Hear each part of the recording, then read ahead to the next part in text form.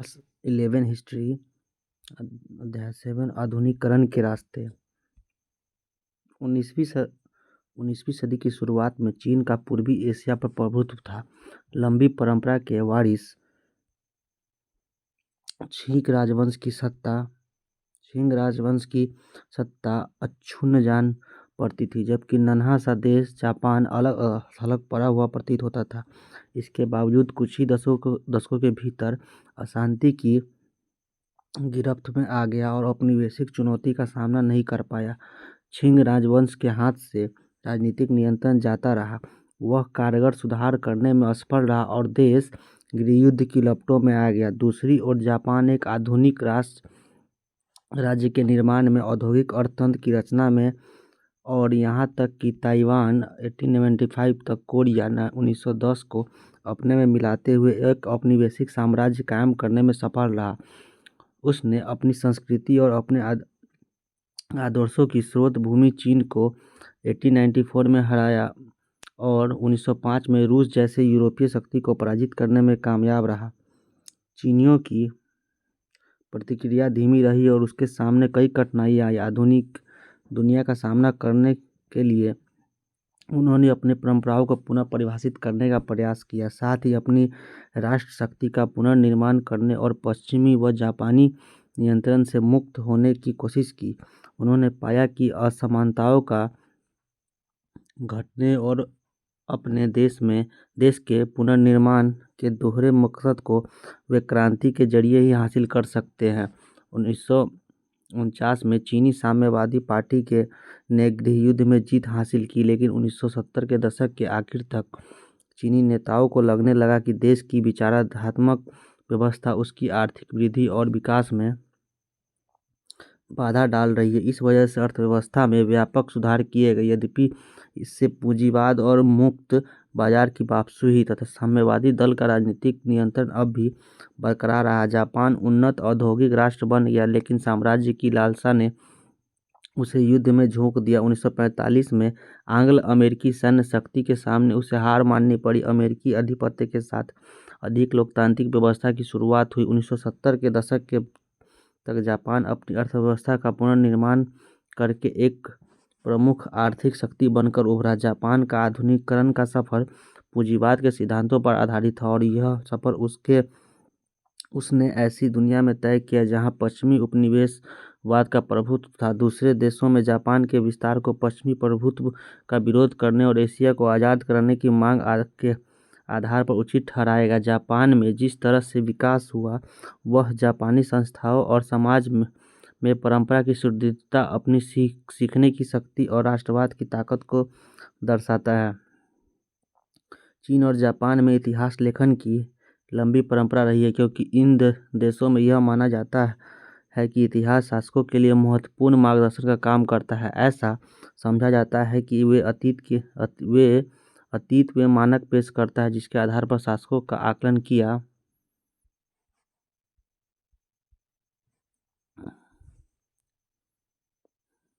जा सकता है। इसलिए शासकों ने अभिलेखों की देखरेख और राजवंशों का इतिहास लिखने के लिए सरकारी विभागों की स्थापना की। सीमा छियन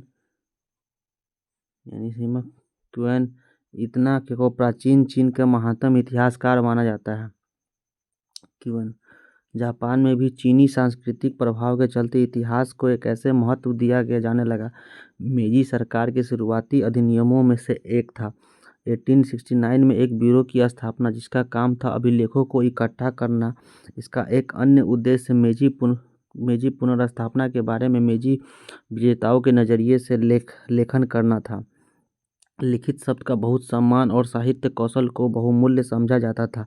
इसका नतीजा यह रहा कि भांति भांति के लिखित स्रोत उपलब्ध है। सरकारी इतिहास, विद्वत्तापूर्ण लेखन, लोकप्रिय साहित्य और धार्मिक पर्चे, मुद्रांकन और प्रकाशन पूर्व आधुनिक काल में महत्वपूर्ण उद्योग थे और यह संभव है कि 18वीं शताब्दी के चीन और जापान की किसी किताब के वितरण का पता लगाया जा सके।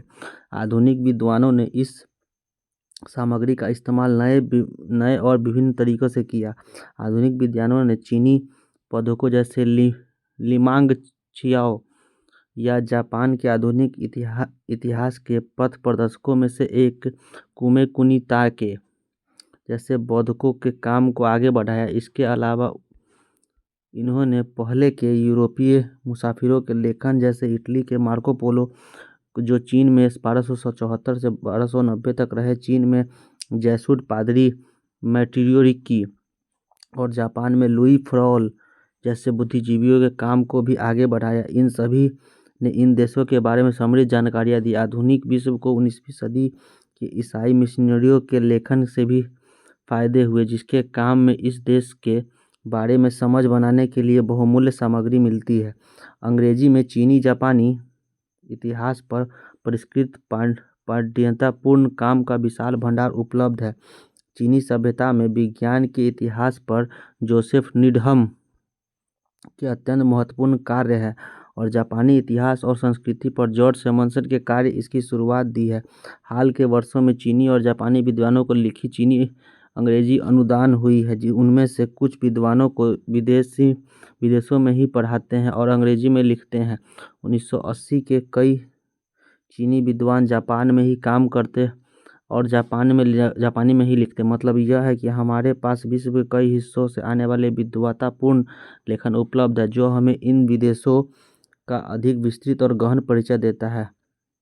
नाइतो कोनन 1866 से 1934 ये चीन पर काम करने वाला एक प्रमुख जापानी विद्वान था, जिनके लेखन ने अन्य जापानी लेखकों को प्रभावित किया। जापान में चीन का अध्ययन करने की लंबी परंपरा रही है। नाइतो ने अपने काम के पश्चिमी इतिहास लेखन की नई तकनीक तथा अपने पत्रकारिता के अनुभवों का इस्तेमाल किया। उन्होंने 1907 में क्योतो विश्वविद्यालय में प्राच्य अध्ययन का विभाग बनाने में मदद की है। सिनारॉन में उन्होंने तर्क दिया है कि गणतांत्रिक सरकार के जरिए चीनी सुंग राजवंश के काल के चले आ रहे अभिजात वर्ग के नियंत्रण और केंद्रीय सत्ता को खत्म कर सकते हैं। उनका मानना था कि स्थानीय समाज को पुनर्जीवित करने का यही रास्ता है और सुधार यहीं से शुरू होने चाहिए थे। उन्हें चीनी इतिहास में ऐसी क्षमताएं नजर आई जो चीन को आधुनिक और लोकतांत्रिक बना सकती थी। उनके मुताबिक जापान चीन में एक अहम भूमिका निभा सकता था, लेकिन वे चीनी राष्ट्रवाद की शक्ति का सही आकलन नहीं कर पाए। परिचय। चीन और जापान के भौतिक भूगोल में काफ़ी अंतर है। चीन विशालकाय महाद्वीप देश है जिसमें कई तरह की जलवायु क्षेत्र है। मुख्य क्षेत्र में 3 प्रमुख नदियां हैं। पीली नदी जो हुआंग है, यांगत्से नदी झांगजियांग दुनिया की तीसरी सबसे लंबी नदी है और पर्ल नदी देश की बहुत सा हिस्सा पहाड़ी है। पूर्व एशिया, रूस, कजाकिस्तान, मंगोलिया, ये चीन का यहाँ पे दिया हुआ। यहाँ पे मंचूरिया, प्रशांत महासागर, होकाइदो, जापान, होन्शु, जापान, तोयोको, क्योतो, हिरोशिमा, क्यूशू, शिकोकू, पूर्वी चीन सागर जापानी क्षेत्र 1991 का है। ताइवान, शंघाई, पीत सागर, नागासाकी, कोरिया, दक्षिण कोरिया, उत्तरी कोरिया, जापान सागर, क्योतो। हान सबसे प्रमुख जातीय समूह है और प्रमुख भाषा है चीनी पुतोंगहुआ, लेकिन कई और राष्ट्रीयताएं हैं, जैसे कि उइघुर हुई, माचू और तिब्बती, कैटनीज कैटन की बोली उए और संघाई बोली जैसी बोलियों के अलावा कई अल्पसंख्यक भाषाएं भी बोली जाती है। चीनी खानों में क्षेत्रीय विविधता की झलक मिलती है और इसमें कम से कम 4 प्रमुख तरह के खाने देखे जाते हैं। सबसे प्रसिद्ध पाक प्रणाली दक्षिण में केटोंगनी जो कैटन व उसके आंतरिक क्षेत्रों की है। इसकी प्रसिद्धि इस बात से है कि विदेशों में रहने वाले ज़्यादातर चीनी कैटन प्रांत से आते हैं। जाना माना डिम सम शाब्दिक अर्थ दिल को छूना यही का खाना है जो गूथे हुए आटे को सब्जी आदि भरकर उबाल कर बनाए गए व्यंजन जैसा है। उत्तर में गेहूँ मुख्य आहार है, जबकि सेचुआ में प्राचीन काल में बौद्ध भिक्षुओं द्वारा लाए गए मसाले और रेशम मार्ग के जरिए 15वीं सदी में पुर्तगाली व्यापारियों द्वारा लाई गई मिर्च के चलते खासा झालदार और तीखा खाना मिलता है। पूर्वी चीन में चावल और गेहूं दोनों खाए जाते हैं। इसके विपरीत जापान एवं द्वीप श्रृंखला है जिसमें 4 सबसे बड़े द्वीप होन्शु, क्यूशू, शिकोकू और होकाइडो है। ओकिनावा द्वीपों की श्रृंखला सबसे दक्षिण में है। लगभग बाहा मास वाले अक्षांश पर मुख्य द्वीपों की 50% से अधिक जमीन पहाड़ी है। जापान बहुत ही सक्रिय भूकंप में है। इन भौगोलिकरण परिस्थितियों में वहाँ की वास्तुकला को प्रभावित किया। अधिकतर जनसंख्या जापानी है, लेकिन कुन आयुन अल्पसंख्यक और कुछ कोरिया के लोग हैं जिन्होंने श्रमिक मजदूरों के रूप में उस समय जापान लाया गया था जब कोरिया जापान का उपनिवेश था। जापान में पशुपालन की परंपरा नहीं है। जापान बुनियादी फसल और मछली प्रोटीन का मुख्य स्रोत है। कच्ची मछली साशिमी या सुशी अब दुनिया भर में बहुत लोकप्रिय हो गई है क्योंकि इसे बहुत सेहतमंद माना जाता है। जापान पर क्योतो में रहने वाले सम्राट का शासन हुआ करता था, लेकिन 12वीं सदी के आते आते असली सत्ता शोगुनों के हाथ में आ गई। सैद्धांतिक रूप से राजा के नाम पर शासन करते थे। 1603 में से 1867 तक तोकुगावा परिवार के लोग शोगुन पद पर कायम थे। देश 250 भागों में विभाजित था जिनका शासकीय दैम्य चलते थे। शोगुन दैम्यों पर नियंत्रित कर रखते थे। शोगुन ने दैम्यों को लंबे अरसे के लिए राजधानी एदो आधुनिक त्यों में रहने वाले आदेश देते थे ताकि उनकी तरफ से कोई खतरा न रहे। शोगुन प्रमुख शहरों और खाद्यान्नों पर भी नियंत्रण रखते थे। सामुराई योद्धा शासन करने वाले कुलीन थे और वे शोगुन तथा दैम्यों की सेवा में रहते थे। 16वीं शताब्दी के अंतिम भाग में 3 परिवर्तनों के आगे वे विकास की तैयारी की। पहला, किसानों से हथियार ले लिए गए और अब केवल सामुराई तलवार रख सकते थे। इससे शांति और व्यवस्था बनी रही, जबकि पिछली शताब्दी में इस वजह से अक्सर लड़ाइयाँ होती रहती थी। दूसरा, दैम्यो अपने क्षेत्रों की राजधानियों में रहने के आदेशों के लिए दिए गए और उन्हें काफ़ी हद तक स्वायत्तता प्रदान की गई। तीसरा, मालिकों और करदाताओं का निर्धारण करने के लिए जमीन का सर्वेक्षण किया गया था तथा उत्पादकता के आधार पर भूमि का वर्गीकरण किया गया। इन सबका मिला जुला मकसद राजस्व के लिए अस्थायी आधार बनाना था। दैम्यो की राजधानी बड़ी थी, जिसके चलते 17वीं शताब्दी के मध्य तक जापान में एदो दुनिया का सबसे अधिक जनसंख्या वाला शहर बन गया। इसके अलावा ओसाका और क्योतो अन्य बड़े शहरों के रूप में उभरे। कम से कम 6 ऐसे गढ़ वाले शहर उभरे जहाँ जनसंख्या 50,000 से अधिक थी। इसकी तुलना में उस समय ज़्यादातर यूरोपीय देशों में केवल एक बड़ा शहर था। इससे वाणिज्यिक अर्थव्यवस्था का विकास हुआ। वित्त और ऋण की प्रणालियाँ स्थापित हुई। व्यक्ति के गुण उसके पद से अधिक मूल्यवान समझे जाने लगे। शहरों में जीवंत संस्कृति खिलने लगी, जहाँ तेजी से बढ़ते व्यापारी मार्ग के नाटक और कलाओं को प्रोत्साहन दिया। चूंकि लोगों को पढ़ने का शौक था, होनहार लेखकों के लिए यह संभव हो सका कि वे केवल लेखन से अपनी जीविका चला ले। एदो में लोग नूडल की कटोरी की कीमत पर किताब किराए पर ले सकते थे। इससे यह पता चलता है कि छपाई किस स्तर पर होती थी और पढ़ना कितना लोकप्रिय था। छपाई लकड़ी के ब्लॉकों से की जाती थी। जापानी लोग यूरोपीय छपाई को पसंद नहीं करते थे। जापान अमीर देश समझा जाता था क्योंकि वह चीन से रेशम और भारत से कपड़े जैसी विलासी वस्तुएं आयात करता था। इन आयातों के लिए चांदी और सोने की कीमत अदा करने से अर्थव्यवस्था पर भार जरूर पड़ता था, जिसकी वजह से तोकुगावा के कीमती धातुओं के निर्यात पर रोक लगा दी। उन्होंने क्योतो के निशी-जिन में रेशम उद्योग के विकास के लिए भी कदम उठाए, जिससे रेशम का आयात कम किया जा सके। निशी-जिन का रेशम दुनिया भर में बेहतरीन रेशम माना जाने लगा।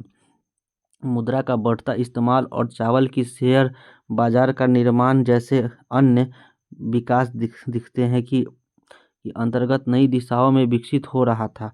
सामाजिक और बौद्धिक बदलाव, मिसाल के लिए प्राचीन जापानी साहित्य के अध्ययन ने लोगों को यह सवाल उठाने पर मजबूर किया कि जापान पर चीन का प्रभाव किस हद तक है, और यह तर्क पेश किया गया कि जापानी होने का सार चीन के संपर्क में आने में बहुत पहले का है। यह सार की कहानी जैसे उच्च प्राचीन साहित्य में और जापान की उत्पत्ति की पौराणिक कथाओं में देखी जा सकती है। ये मिथकीय कहानी बताती है इन द्वीपों को भगवान ने बनाया था और सम्राट सूर्य देवी की उत्तराधिकारी थे।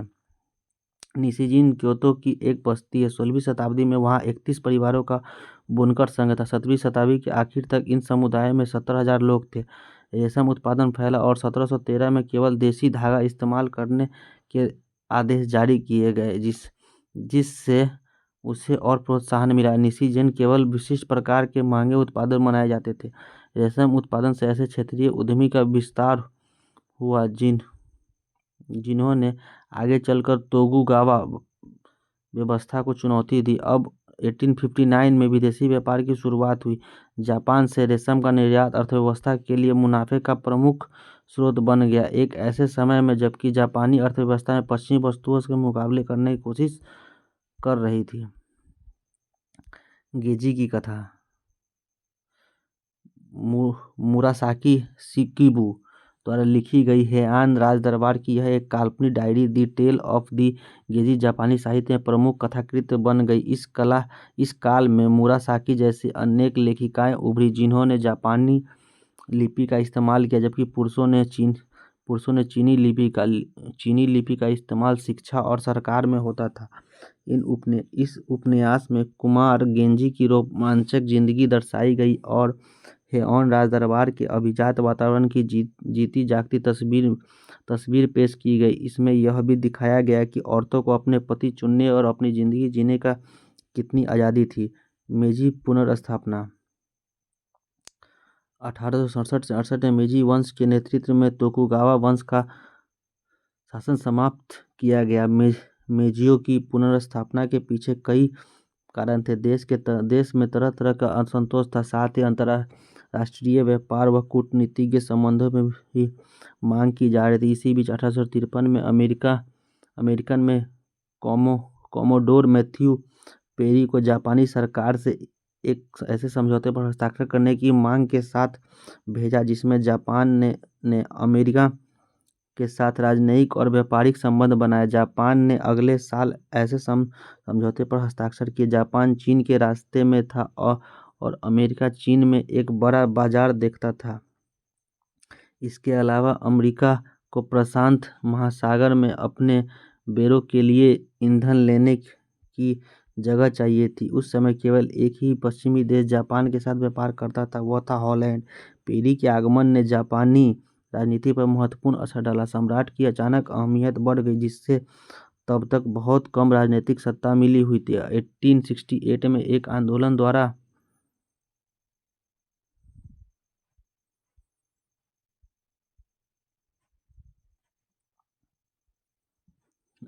द्वारा शोगुन को जबरदस्ती सत्ता से हटा दिया गया और सम्राट मेजी को एदो ले आया गया। एदो को राजधानी बना दिया गया और इसका नया नामकरण हुआ टोक्यो, जिसका मतलब है पूर्वी राजधानी। पेरी का जहाज लकड़ी के ब्लॉक पर एक जापानी छापा। जापानी जिन्हें काले जहाज इनकी लकड़ी के जोड़ों को कोलतार से सीलबंद किया जाता था कहते थे, उन्हें ऐसे चित्रों और कार्टूनों में दिखाया गया जिसमें अजीबोगरीब विदेशियों और उनकी आदतों को दर्शाया गया है। ये चित्र जापान के खुलने के शक्तिशाली प्रतीक बन गए। आज विद्वान यह तर्क देते हैं कि जापान कभी बंद ही नहीं हुआ, क्योंकि उनका पूर्वी एशिया के व्यापार के भूमिका थी और उनके लोग हॉलैंड और चीनी निवासियों के जरिए बाहरी दुनिया के बारे में जानते थे। कोमोडोर पेरी जापानियों की निगाह से क्रियाकलाप। जापानियों और एजेंटों को यूरोप लोगों के जो संपर्क टकराव हुए उसके अंतरों को पहचान करिए।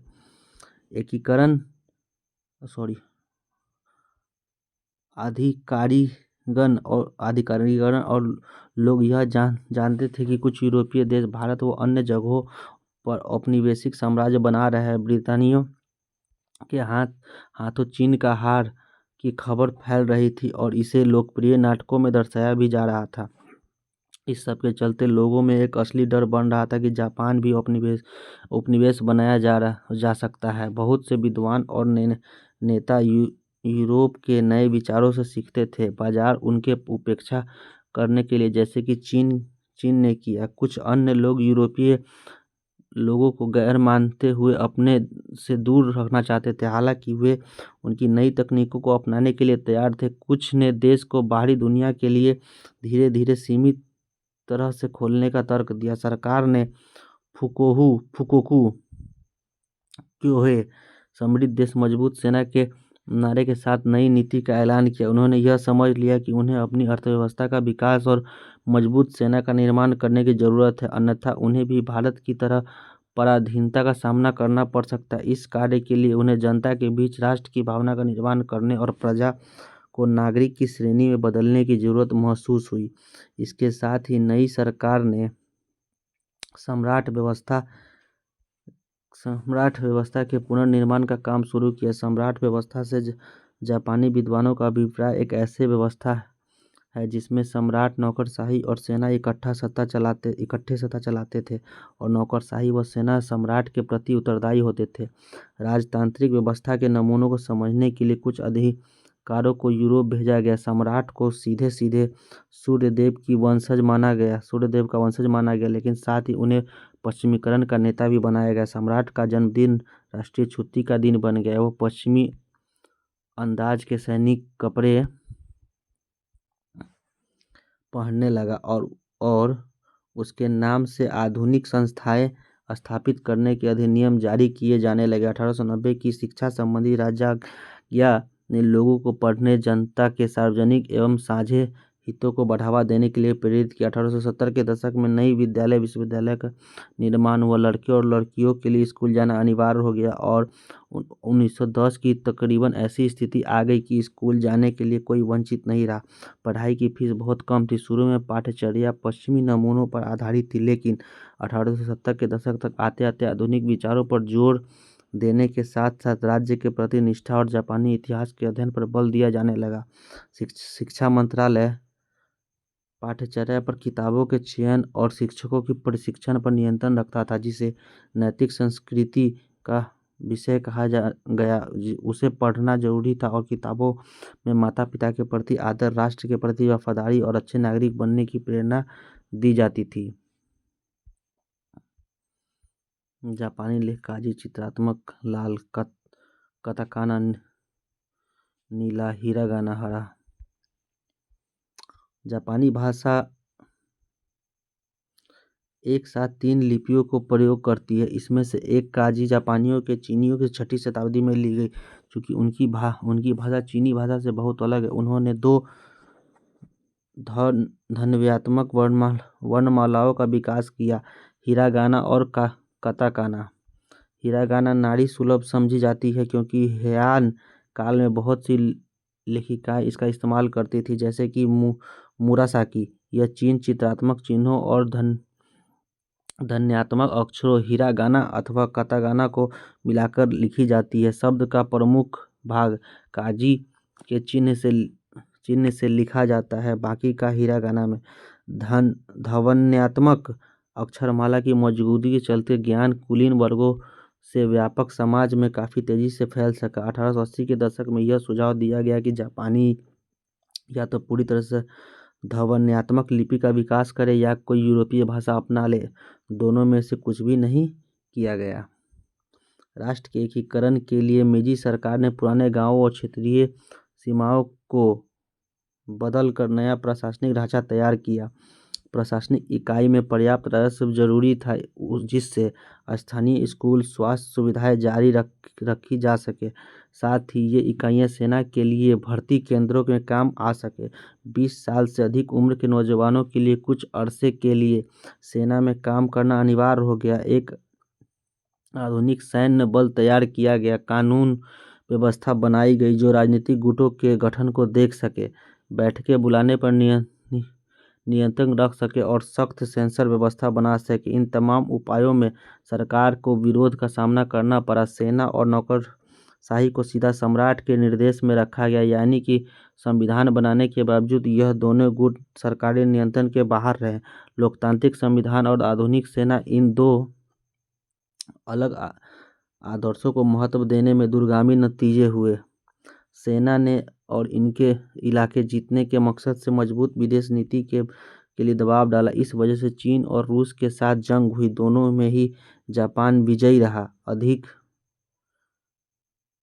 जनवाद की लोकप्रिय मांग अक्सर सरकार की इन आक्रामक नीतियों के विरोध में जाती थी। जापान आर्थिक रूप से विकास करता गया और उसने अपना एक औपनिवेशिक साम्राज्य कायम किया। अपने देश में उसने लोकतंत्र के प्रसार को कुचला और साथ ही उपनिवेशीकृत लोगों के साथ टकराव का रिश्ता कायम किया।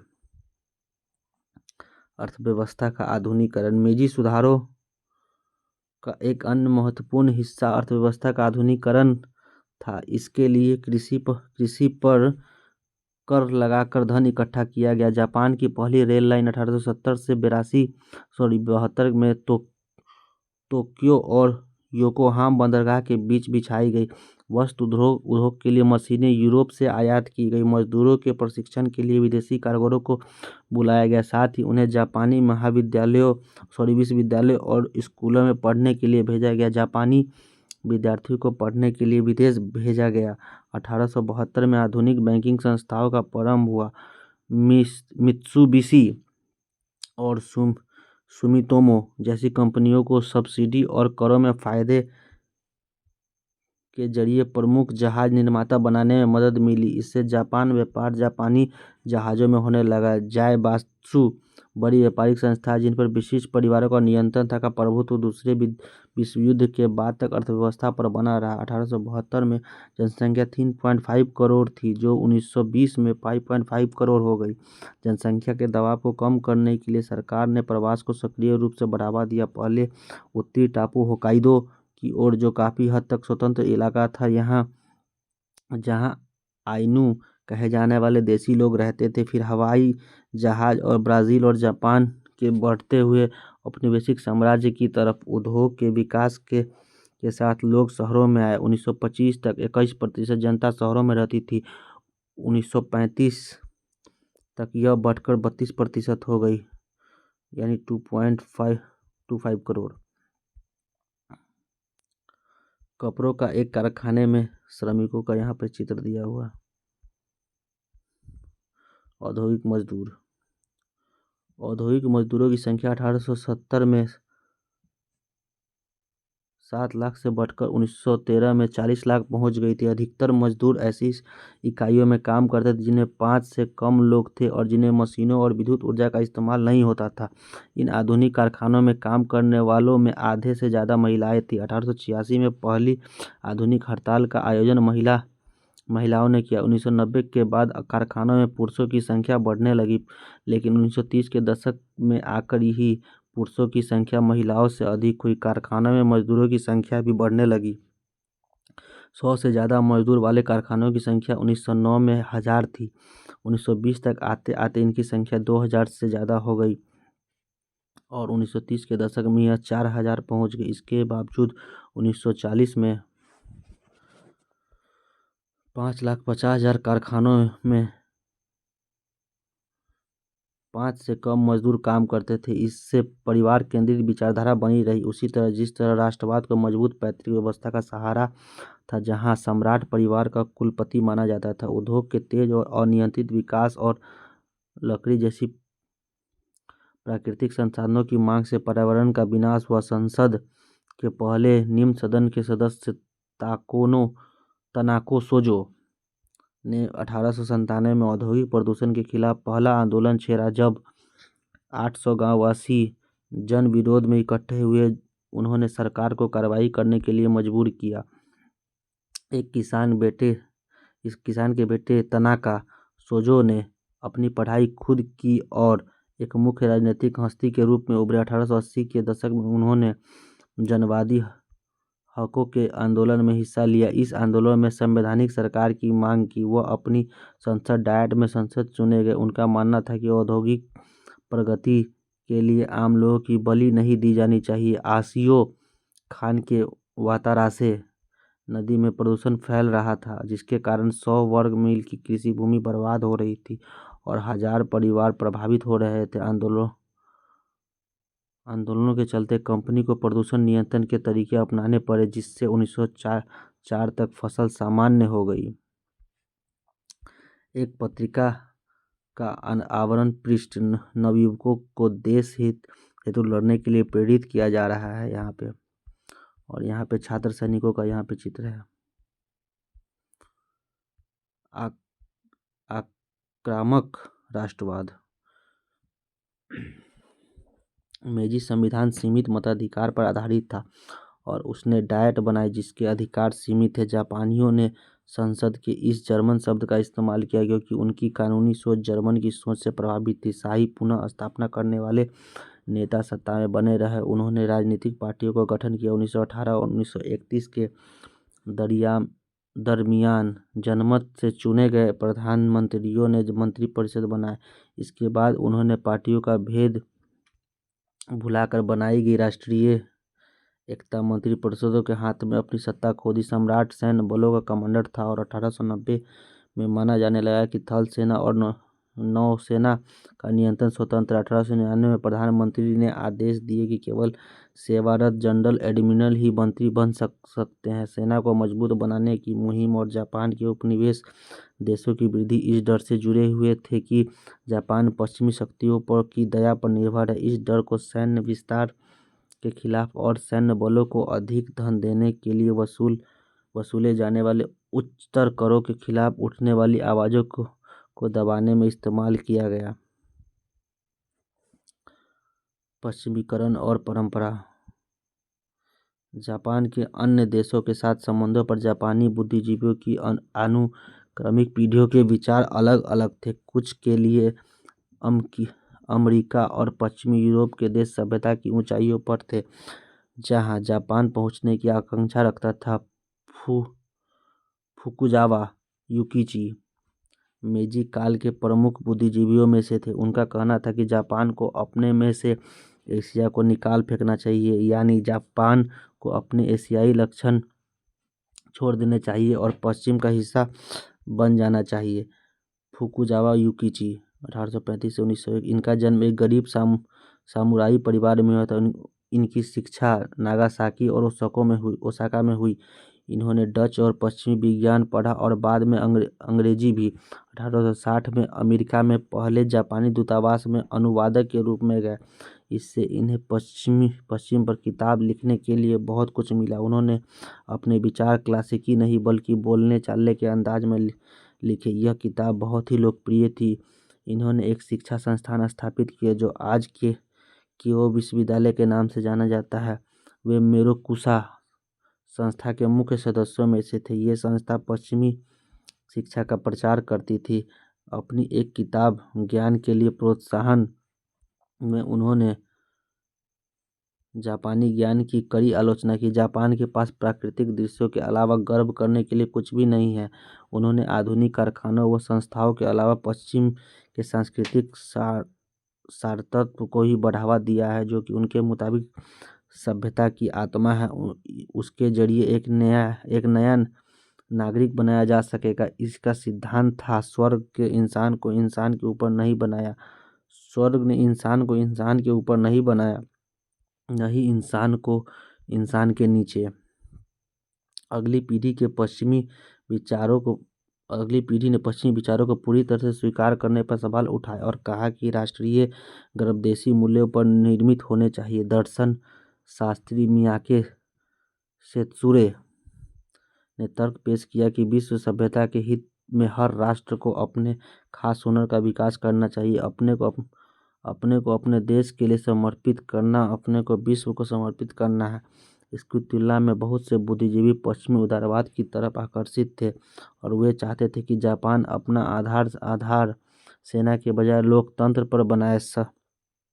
संवैधानिक सरकार की मांग करने वाले जनवादी अधिकारों के आंदोलन के नेता उएकी एमोरी फ्रांसीसी क्रांति में मानवों के प्राकृतिक संसाधन और जन प्रभुसत्ता के सिद्धांतों से प्रशंसक थे। वे उदारवादी शिक्षा के पक्ष में था, जो प्रत्येक व्यक्ति को विकसित कर सके। व्यवस्था से ज़्यादा कीमती चीज़ है आज़ादी। कुछ दूसरे लोगों ने तो महिलाओं के मताधिकार की भी सिफारिश की। इस दबाव में सरकार को संविधान का घोषणा करने पर बाध्य किया।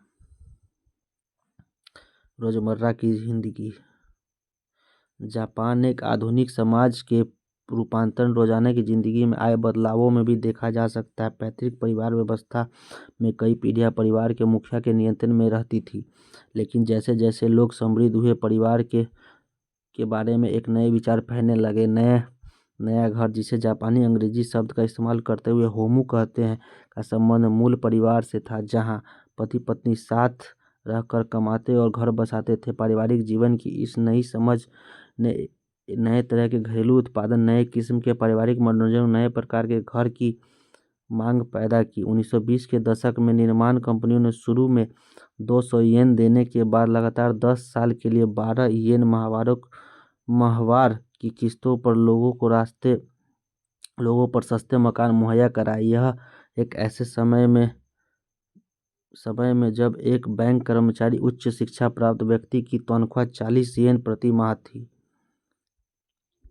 बिजली से चलने वाली नवीन घरेलू वस्तुएं। चावल पकाने वाला ये कुकर है।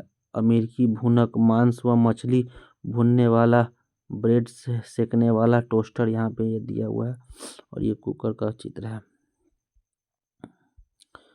Car club.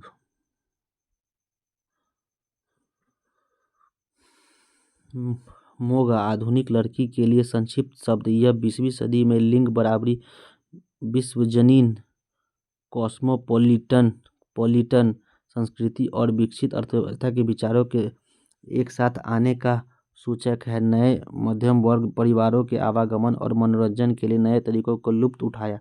शहरों में बिजली की ट्रामों के एक साथ परिवहन बेहतर हुआ। 1878 में जनता के लिए बाग बनाए गए और बड़ी दुकानें, डिपार्टमेंट स्टोर बनने लगी। तो टोक्यो में गिनबुरा के लिए एक फैशनेबल इलाका बनाया गया। गिनबुरा शब्द गिंजा और बुरा मिला कर बनाया गया है। बुरुरा का अर्थ है बिना किसी लक्ष्य के घूमना। 1925 में पहला रेडियो स्टेशन खुला। अभिनेत्री मात्सुमाको इब्सन के नाटक एक गुड़िया का घर और डॉल हाउस में नोरा का बेहतर किरदार निभाकर राष्ट्रीय स्तर की तारीख बन गई। 1899 में फिल्में बनने लगी और जल्द ही दर्जन भर कंपनियां सैकड़ों की तादाद में फिल्में बनाने लगी। यह दौर ओज से भरा हुआ था और इस दौरान सामाजिक और राजनीतिक व्यवहार में पारंपरिक मानकों पर सवाल उठाए गए। औरतों का कार क्लब का यहाँ पे चित्र दिया हुआ। आधुनिकता पर विजय।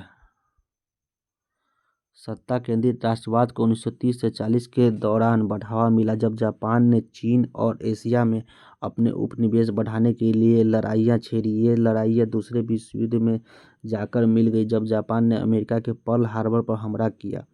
इस दौर में सामाजिक नियंत्रण में वृद्धि हुई। असहमति प्रकट करने वालों पर जुल्म ढाए गए और उन्हें जेल भेजा गया। देशभक्तों की ऐसी संस्थाएं बनी जो युद्ध का समर्थन करती थी। इसमें महिलाओं के लिए कई संगठन थे। 1943 में एक संगोष्ठी हुई, आधुनिकता पर विजय। इसमें जापान के सामने जो दुविधा थी उस पर चर्चा हुई, यानी आधुनिक रहते हुए भी पश्चिमी पर कैसे विजय पाई जाए। संगीतकार मोरोई साबुरो ने सवाल उठाया कि संगीत को ऐन्द्रिक उद्दीपन की कला से वापस लाकर आत्मा की कला के रूप में उनका पुनर्वास कैसे कराया जाए। वे पश्चिमी संगीत को नकार नहीं रहे थे, वे ऐसी राह खोज रहे थे जहां जापानी संगीत को पश्चिमी वाद्यों पर बजाए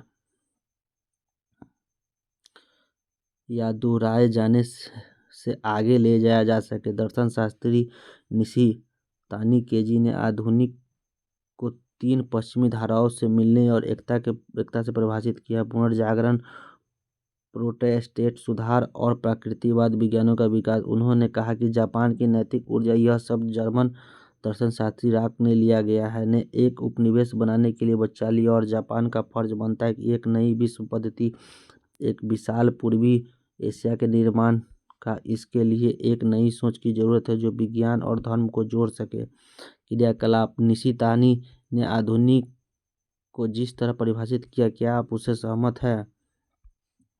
हार के बाद एक वैश्विक आर्थिक शक्ति के रूप में वापसी। जापान की औपनिवेशिक साम्राज्य की कोशिश संयुक्त बलों के आधार पर हारकर खत्म हो गई। यह तर्क दिया गया कि युद्ध जल्दी ही खत्म करने के लिए हिरोशिमा और नागासाकी पर नाभिकीय बम गिराए गए, लेकिन अन्य लोगों का मानना है कि इतने बड़े पैमाने पर जो विध्वंस और दुख दर्द का तांडव हुआ वह पूरी तरह से अनावश्यक था। अमेरिकी नेतृत्व वाले कब्जे के दौरान जापान का विसैन्यीकरण कर दिया गया और एक नया संविधान लागू हुआ। इसके अनुच्छेद 9 तथा कथित युद्ध न करने का वाक्यांश के अनुसार युद्ध का राष्ट्रीय नीति के साधन के रूप में इस्तेमाल वर्जित है। कृषि सुधार, व्यापारिक संगठनों का पुनर्गठन और जापानी अर्थव्यवस्था में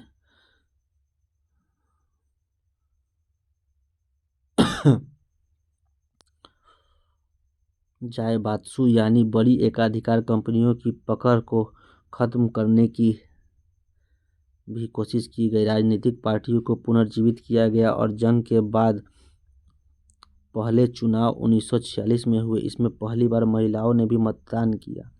अपनी भयंकर हार के बावजूद जापानी अर्थव्यवस्था का जिस तरह से पुनर्निर्माण हुआ उसे एक युद्धोत्तर चमत्कार ही कहा गया, लेकिन यह चमत्कार से कहीं अधिक था और इसकी जड़ें जापान के लंबे इतिहास में निहित थी। संविधान को औपचारिक स्तर पर गणतांत्रिक रूप में इसी समय दिया गया, लेकिन जापान में जनवादी आंदोलन और राजनीतिक भागीदारी का अर्थ बढ़ाने में बौद्धिक सक्रियता की ऐतिहासिक परंपरा रही।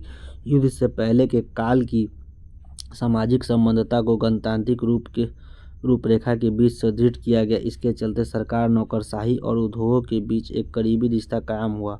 अमेरिकी समर्थन और साथ ही कोरिया और वियतनाम में जंग की जापानी अर्थव्यवस्था को मदद मिली।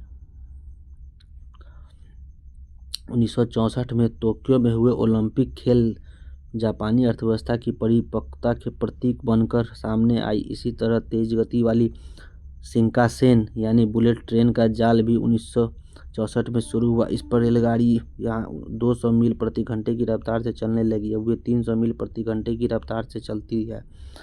यह भी जापानियों की सक्षमता दर्शाती है कि वे नई प्रौद्योगिकी के जरिए बेहतर और सस्ते उत्पादन बाजार में उतार सके।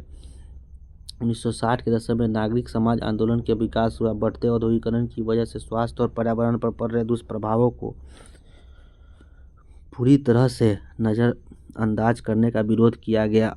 अर्गजी कैडमियम का जहर, जिसके चलते बड़ी ही कष्ट पीड़ा बीमारी होती थी, एक अभिन्न सूचक था।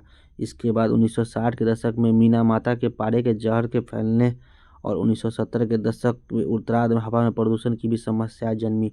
जमीनी स्तर पर बनाने वाले गुटों की इन समस्याओं को पहचानने और साथ ही हताहतों के लिए मुआवजा देने की मांग की। सरकारी कार्रवाई और नए कानूनों की स्थिति बेहतर हुई। 1980 के दशक में मध्य से पर्यावरण संबंधी विषयों में लोगों की दिलचस्पी और घटी, क्योंकि 1990 के दशक आते आते जापान में विश्व के कुछ कठोरतम पर्यावरण नियंत्रण अमल में लाए गए। आज एक विकसित देश के रूप में यह अग्रगामी विश्व शक्ति की अपनी हैसियत को बनाए रखने के लिए अपनी राजनीतिक और प्रौद्योगिकी क्षमताओं का इस्तेमाल करने की चुनौतियों का सामना कर रहा है। टोक्यो द्वितीय विश्व युद्ध के पहले और बाद का ये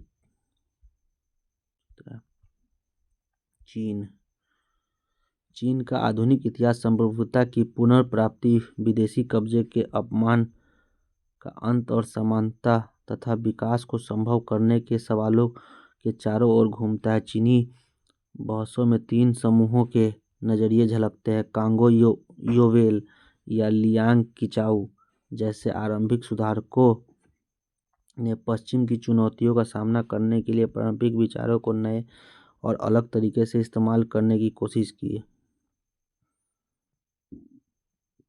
दूसरे गणतंत्र के पहले राष्ट्राध्यक्ष सन यात-सेन जैसे गणतांत्रिक क्रांतिकारी जापान और पश्चिम में विचारों से प्रभावित थे। तीसरे, चीन में कम्युनिस्ट पार्टी युगों की असमानताओं को खत्म करना और विदेशियों को खदेड़ देना चाहती थी। आधुनिक चीन की शुरुआत 16वीं और 17वीं सदी में पश्चिम के साथ उसका पहला सामना होने के साथ साथ मानी जा सकती थी, जबकि जेसुइट मिशनरी में खगोल विद्या और गणित जैसी पश्चिमी विज्ञानों को वहां पहुंचाया। इसका तात्कालिक असर तो सीमित था, पर इसने उन चीज़ों की शुरुआत कर दी जिन्होंने 19वीं सदी में जाकर तेज गति पकड़ी, जब ब्रिटेन ने अफीम के फायदेमंद व्यापार को बढ़ाने के लिए सैन्य बलों का इस्तेमाल किया।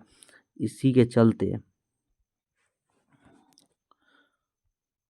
पहला अफीम युद्ध 1839 से 42 में हुआ। इसने सत्ताधारी क्विंग राजवंश को कमजोर किया और सुधार तथा बदलाव की मांगों को मजबूती दी। अफीम युद्ध, ओपियम वॉर, एक यूरोपीय चित्रकारी को यहाँ के जरिए दर्शाया गया है। क्रियाकलाप: क्या यह पेंटिंग अफीम युद्ध की अहमियत का स्पष्ट बोध करा पाती है? अफीम का व्यापार: चीनी उत्पादों जैसे चाय, रेशम और चीनी मिट्टी के बर्तनों को मांग के व्यापार में असंतुलन की भारी समस्या खड़ी कर दी। पश्चिमी उत्पादों को चीन में बाजार में नहीं मिला, जिसकी वजह से भुगतान चांदी में करना पड़ता था। ईस्ट इंडिया कंपनी एक विकल्प ढूंढा। अफीम: यह हिंदुस्तान के कई हिस्सों में बहुत आराम से उगती थी। चीन में अफीम बेचने के जरिए वे चांदी कमाकर केंटन में उधार पत्रों के बदले कंपनी के प्रतिनिधियों को देने लगे। इस तरह कंपनी उस चांदी का इस्तेमाल ब्रिटेन के लिए चाय, रेशम और चीनी मिट्टी के बर्तन खरीदने के लिए करती थी। ब्रिटेन, भारत और चीन के बीच यह उत्पादों का त्रिकोणीय व्यापार था। कांग यूवेई और लियांग किचाऊ जैसे क्विंग सुधारकों ने व्यवस्था को सुदृढ़ बनाने की जरूरत महसूस की और एक आधुनिक प्रशासनिक व्यवस्था, नई सेना और शिक्षा व्यवस्था के निर्माण के लिए नीति अपनाई। साथ ही संवैधानिक सरकार की स्थापना के लिए स्थानीय विधायकों का भी गठन किया। विधायिकाओं: उन्होंने चीन को उपनिवेशीकरण के बचाने के लिए जरूरत भी महसूस की। उपनिवेश बनाए गए देशों के नकारात्मक उदाहरणों ने चीन विचारकों पर जबरदस्त प्रभाव डाला। 18वीं सदी में पोलैंड का बंटवारा सर्वाधिक बहुचर्चित उदाहरण है। यहाँ तक कि 1890 के दशक में पोलैंड शब्द का इस्तेमाल क्रिया के रूप में किया जाने लगा। बोलान वू का मतलब था हमें पोलैंड करने के लिए। भारत का उदाहरण भी सामने आया। विचारक लियांग किचाऊ का मानना था कि चीनी लोगों में एक राष्ट्र की जागरूकता लाकर ही चीन पश्चिम का विरोध कर पाएगा। 1903 में उन्होंने लिखा कि भारत एक ऐसा देश है जो किसी और देश नहीं बल्कि एक कंपनी के हाथों बर्बाद हो गया, ईस्ट इंडिया कंपनी के। वे ब्रिटानिया की ताबेदारी करने और अपने लोगों के साथ क्रूर होने के लिए हिंदुस्तानियों की आलोचना करते थे। उनके तर्कों ने आम आदमियों को खासा आकर्षित किया, क्योंकि चीनी देखते थे कि ब्रिटानिया चीन के साथ युद्ध में भारतीय जवानों का इस्तेमाल करता है। इन सबसे अधिक कईयों ने यह महसूस किया कि परंपरागत सोच को बदलने की जरूरत है। कन्फ्यूशियसवाद चीन में प्रमुख विचारधारा रही है। यह विचारधारा कन्फ्यूशियस 551 से 479 ईस्वी में और उनके अनुयायियों की शिक्षा के विकसित की गई है। इसका दायरा अच्छे व्यवहार, व्यवहारिक समझदारी और उचित सामाजिक संबंधों के सिद्धांत का था। इसने चीनियों के जीवन के प्रति रवैये को प्रभावित किया, सामाजिक मानक दिए और चीनी राजनीतिक सोच और संगठनों को आधार दिया। लोगों को नए विषयों में प्रशिक्षित करने के लिए विद्यार्थियों को जापान, ब्रिटेन और फ्रांस में पढ़ने भेजा गया ताकि वे नए विचार सीख कर वापस आए।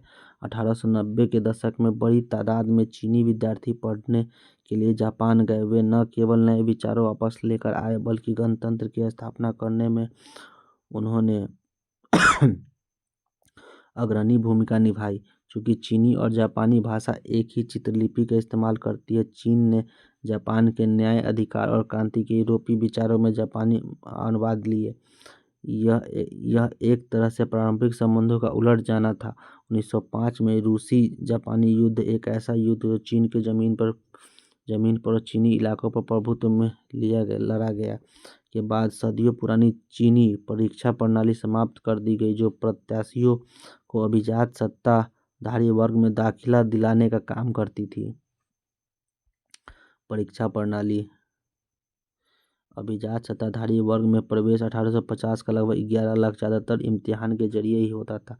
इसमें से 8 भाग वाला निबंध निर्धारित प्रपत्र में पाकुवेन शास्त्रीय चीनी में लिखा होता था। यह परीक्षा विभिन्न स्तरों पर हर 3 साल में 2 बार आयोजित की जाती थी। पहले स्तर पर परीक्षा केवल 1 से 2% लोग यानी 24 साल की उम्र तक पास हो पाते थे और सुंदर प्रतिभा बन जाते। इस डिग्री में उन्हें निचले कुलीन वर्गों के प्रवेश मिल जाता था। 1850 में पहले किसी भी समय 5,26,869 सिविल और इतना सैन्य प्रांतीय सेन हुआन डिग्री वाले लोगों को पूरे देश में मौजूद थे। देश में केवल 27,000 राजकीय पद थे, इसलिए कई निचले दर्जे के डिग्री धारकों के पास नौकरी नहीं होती थी। यह इम्तिहान विज्ञान और प्रौद्योगिकी के विकास में बाधक का काम करता था, क्योंकि इनमें सिर्फ साहित्यिक कौशल की मांग होती थी। चूँकि यह क्लासिक चीनी सीखने की हुनर पर आधारित था, जिसकी आधुनिक विश्व में कोई प्रासंगिकता नजर नहीं आती थी, इसलिए 1905 में इस प्रणाली को खत्म कर दिया गया।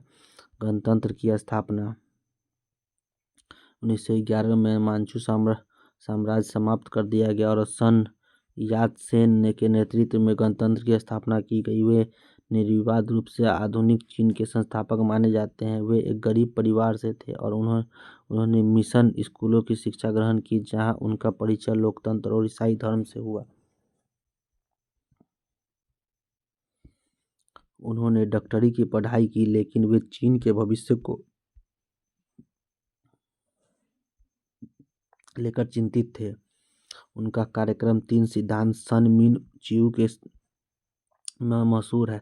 ये 3 सिद्धांत राष्ट्रवाद, इसका अर्थ था मांचू वंश, जिसे विदेशी राजवंश के रूप में देखा जाता था, जिसको सत्ता से हटाना, साथ ही अन्य साम्राज्यवादियों को हटाना, गणतंत्र या गणतांत्रिक सरकार की स्थापना करना, और समाजवाद जो पूंजी का नियमन करे और भूस्वामित्व में बराबरी लाए। सामाजिक और राजनीतिक हालात डावाडोल बने रहे। 4 मई 1919 में बीजिंग में युद्धोत्तर शांति सम्मेलन के निर्णय के विरोध में एक धुआंधार प्रदर्शन हुआ। हालांकि चीन ब्रिटानिया के नेतृत्व में हुई जीत के विजय देशों में सहयोगी था, पर उससे हथियार लिए गए उनके इलाके वापस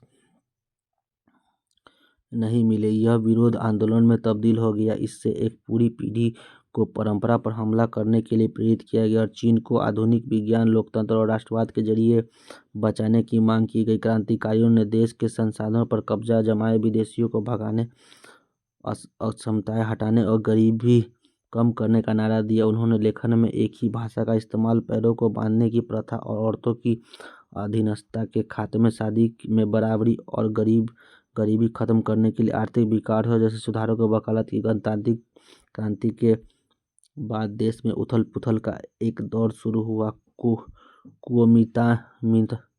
कुओमिंतांग नेशनल पीपुल्स पार्टी और चीनी कम्युनिस्ट पार्टी मुल्क को एकताबद्ध करने और स्थिरता लाने के लिए संघर्षरत 2 महत्वपूर्ण ताकतों के रूप में उभरी। सन यात-सेन के विचार कुओमिंतांग के राजनीतिक दर्शन का आधार बने। उन्होंने कपड़ा, खाना और घर परिवहन, इन 4 बड़ी जरूरतों को रेखांकित किया। सन यात-सेन की मृत्यु के बाद चियांग काई-शेक कुओमिंतांग के नेता बनकर उभरे और उन्होंने सैन्य अभियानों के जरिए वार लॉर्ड्स को स्थानीय नेता जिन्होंने सत्ता छीन ली, अपने नियंत्रण में स्थापित किया और साम्यवादियों को खत्म कर डाला। उन्होंने सेक्युलर और विवेकपूर्ण इहलौकिक कन्फ्यूशियसवाद की हिमायत की, लेकिन साथ ही राष्ट्र का सैन्यीकरण करने की भी कोशिश की। उन्होंने कहा कि लोगों को एकताबद्ध व्यवहार की प्रवृत्ति और आदत का विकास करना चाहिए। उन्होंने महिलाओं को 4 सद्गुण पैदा करने के लिए प्रोत्साहित किया। सतीत्व, रूप, रंग, वाणी और काम को उनकी भूमिका को घरेलू स्तर पर ही देखने पर जोर दिया। यहाँ तक कि उनके कपड़ों की किनारियों की लंबाई और भी प्रस्तावित की।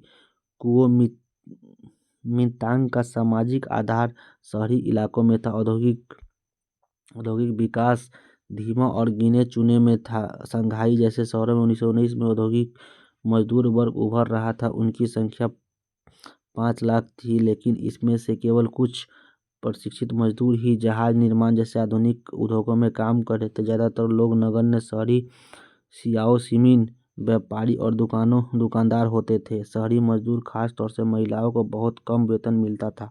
काम करने के घंटे बहुत लंबे थे और काम करने की परिस्थितियां बहुत खराब। जैसे जैसे व्यक्तिवाद बढ़ा महिलाओं के अधिकार, परिवार बनने के तरीकों के प्यार मोहब्बत की चर्चा, इन सब विषयों पर लेकर सरोकार बढ़ते गए। सामाजिक और सांस्कृतिक बदलाव और स्कूल और विश्वविद्यालयों के फैसले से मदद मिली। पीकिंग विश्वविद्यालय की स्थापना 1902 में हुई। पत्रकारिता फली फूली, जो कि इस नई सोच के प्रति आकर्षण का आईना थी। साओ तोआ फेन द्वारा संपादित लोकप्रिय लाइफ वीकली इन नई विचारधारा की प्रतिनिधि थी। इसने अपने पाठकों को नए विचारों से साथ ही गांधी और तुर्की के आधुनिकता पसंद नेता कमाल अतातुर्क जैसे नेताओं से अवगत कराया। इसका वितरण 1926 में केवल 2000 प्रतियों से बढ़कर 1933 में 2 लाख हो गया। 1935 का संघाई एक काला अमेरिकन तेरेही वादक बक क्लेटन अपने जैज ऑर्केस्ट्रा के साथ विशेषाधिकार प्राप्त प्रवासी की जिंदगी जी रहे थे, लेकिन वह काला था और एक बार कुछ गोरे अमेरिकियों ने उसे तथा उसके वाद्य मंडली के सदस्यों के साथ मारपीट कर उसके गायन वादन के वाले होटल से बाहर निकाल दिया। अमेरिकन होने के बावजूद खुद नस्ली भेदभाव का शिकार होने के कारण चीनियों के दुख दर्द के साथ उनकी बहुत सहानुभूति थी। गोरे अमेरिकियों के साथ हुई अपनी लड़ाई, जिसमें वे जीत गए, के बारे में वह लिखते हैं कि चीनी तमाशबीनों ने हमारे साथ ऐसा बर्ताव किया जैसे हमने उसका अभीष्ट काम संपन्न किया हो, और घर पहुंचने तक रास्ते भर वे किसी विजेता फुटबॉलर टीम तक हमारा अभिनंदन करते रहे। भेदभाव का एहसास लोगों को कैसे एकताबद्ध करता है। रिक्शा खींचने वाला लॉन जिया द्वारा बनाया गया यह काष्ठ चित्र लाओ से द्वारा रचित उपन्यास रिक्शा एक गौरव ग्रंथ बन गया। चीनियों की गरीबी और कठोर जीवनचर्या के बारे में वो लिखते हैं, मैं कभी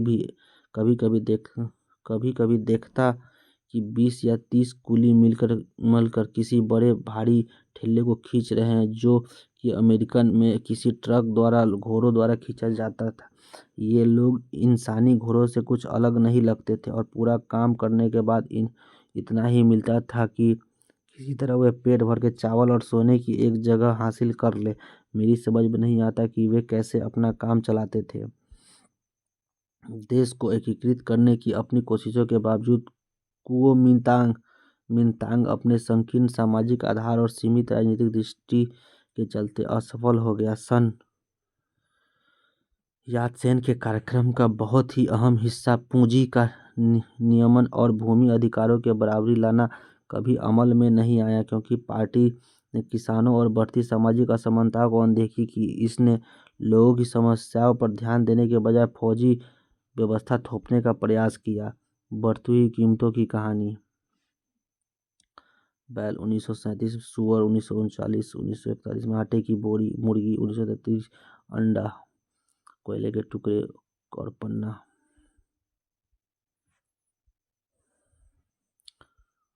जापान और चीन की तुलना यहाँ पे की गई है। समय रेखा।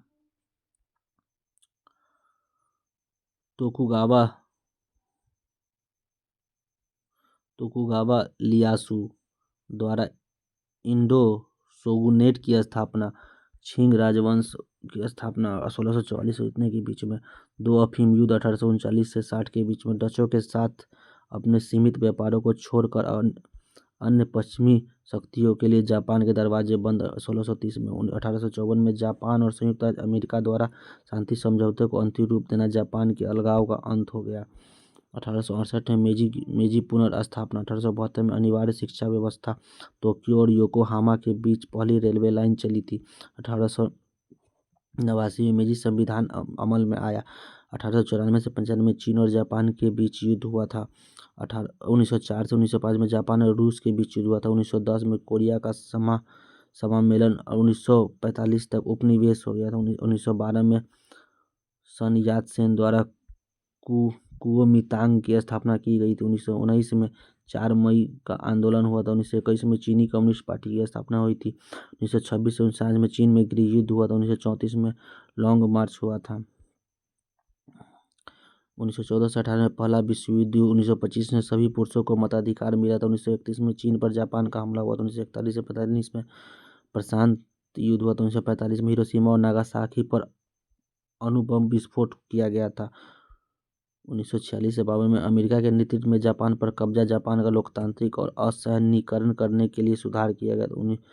1956 में जापान संयुक्त राष्ट्र का सदस्य बना। 1964 में एशिया में पहली बार टोक्यो में ओलंपिक खेल हुआ था। टोक्यो में 1949 में चीन का जनवादी गणतंत्र चियांग काई-शेक ताइवान के चीनी गणतंत्र की स्थापना। 1962 में सीमा विवाद को लेकर भारत पर चीन का आक्रमण। 1966 में सांस्कृतिक क्रांति। 1976 में माओ त्से-तुंग का और चाउ एनलाई का निधन हुआ था। 1947 में ब्रिटेन द्वारा चीन को हांगकांग की वापसी की गई थी। चीनी साम्यवादी का दल उदय।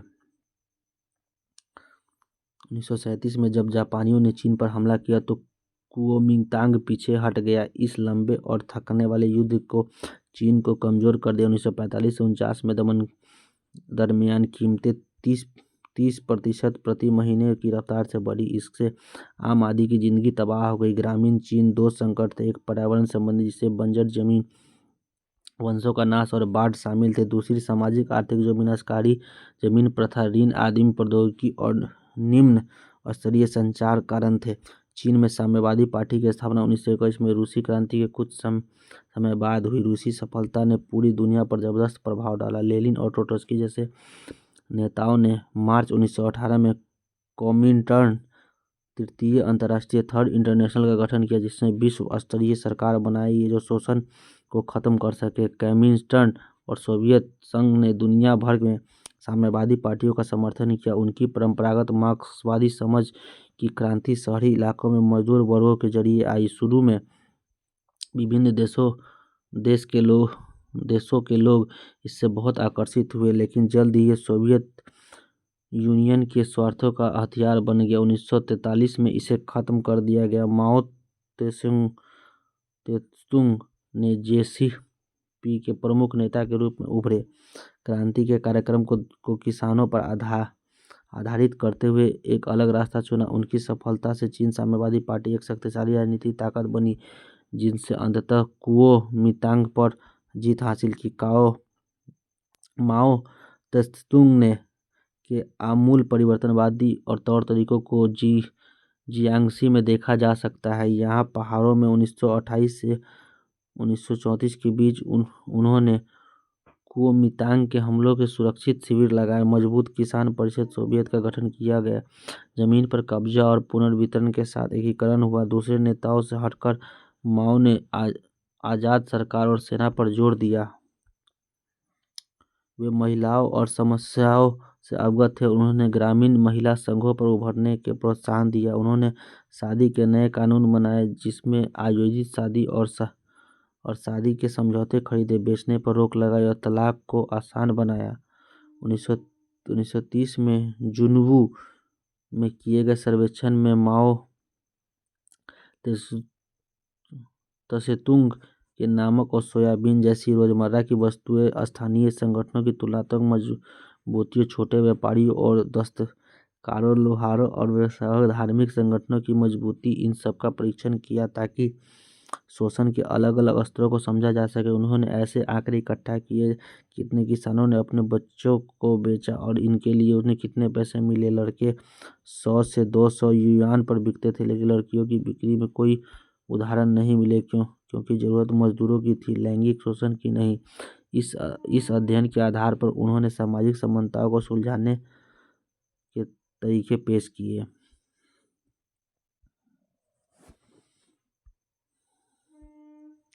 लॉन मार्च कैमरा चित्र 1941 में लॉन मार्च पर सैनिकों द्वारा बंजर भूमि को कृषि योग्य बनाते हुए ये चित्र है। ये लॉन मार्च है। साम्यवादी क्षेत्र लॉन मार्च का मुख्य अंग बाहरी मंगोलिया, मंचूरिया, ताइवान, यूचीन, बर्मा, मेकांग नदी, यूनान, यांगसी नदी, सिचुआन, चीन, हुआंगसो नदी, यान नदी, कोरिया, पीकिंग। कम्युनिस्टों की सोवियत की कुआंगतांग द्वारा नोटबंदी ने पार्टी को दूसरी आधार ढूंढने पर मजबूर किया। इसके चलते उन्होंने लॉन्ग मार्च पर जाना पड़ा, जो कि शांक्सी 6000 मील का मुश्किल सफर था। नए अड्डे में उन्होंने युद्ध सामंतवाद को खत्म करने की, भूमि सुधार लागू करने की, विदेशी साम्राज्यवाद से लड़ने के कार्यक्रम को आगे बढ़ाया। इससे उन्हें मजबूत सामाजिक आधार मिला। युद्ध के मुश्किल सालों में साम्यवादी और कुओमितांग ने मिलकर काम किया, लेकिन युद्ध खत्म होने के बाद साम्यवादी सत्ता में आ गए और कुओमितांग की हार हो गई। नए जनवाद की स्थापना 1949 से 65 के बीच का पीपुल्स रिपब्लिक ऑफ चाइना की सरकार 1949 में कायम हुई। यह नए लोकतंत्र के सिद्धांतों पर आधारित थी।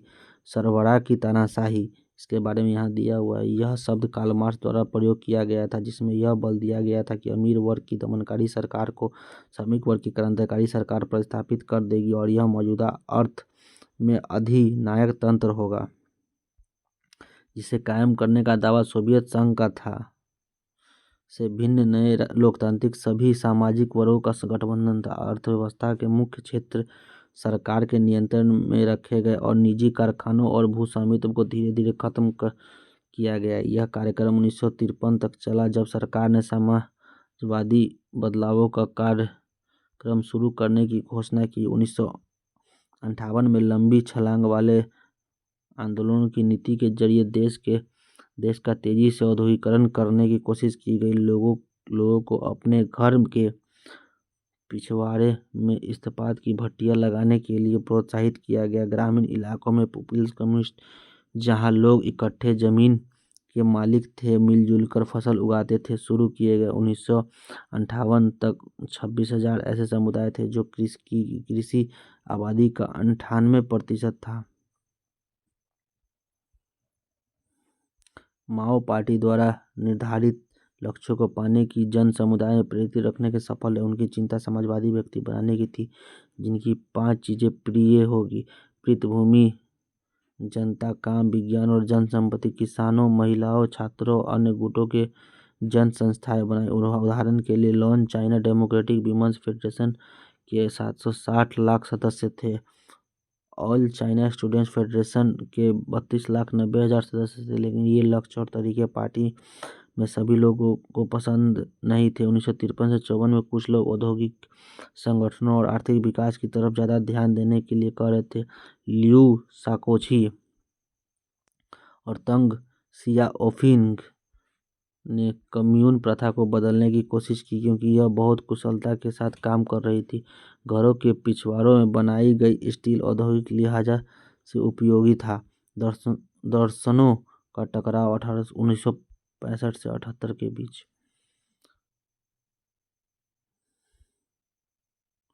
समाजवादी व्यक्तियों की रचना इच्छुक माओवादियों दक्षता की बजाय विचारधारा पर माओ के बल देने के आलोचना करने वालों के बीच संघर्ष चला। माओ द्वारा 1965 में छेड़ी गई महान सरबराह सांस्कृतिक क्रांति इसी संघर्ष का नतीजा थी जो उन्होंने अपने आलोचकों का सामना करने के लिए शुरू की। पुरानी संस्कृति, पुराने रिवाजों और पुरानी आदतों के खिलाफ अभियान छेड़ने के लिए रेड गार्डियन मुख्यतः छात्रों और सेना का इस्तेमाल किया गया। छात्रों और पेशेवर लोगों को जनता से ज्ञान हासिल करने के लिए ग्रामीण इलाकों में भेजा गया। विचारधारा साम्यवादी होना पेशेवर ज्ञान से ज़्यादा महत्वपूर्ण थी।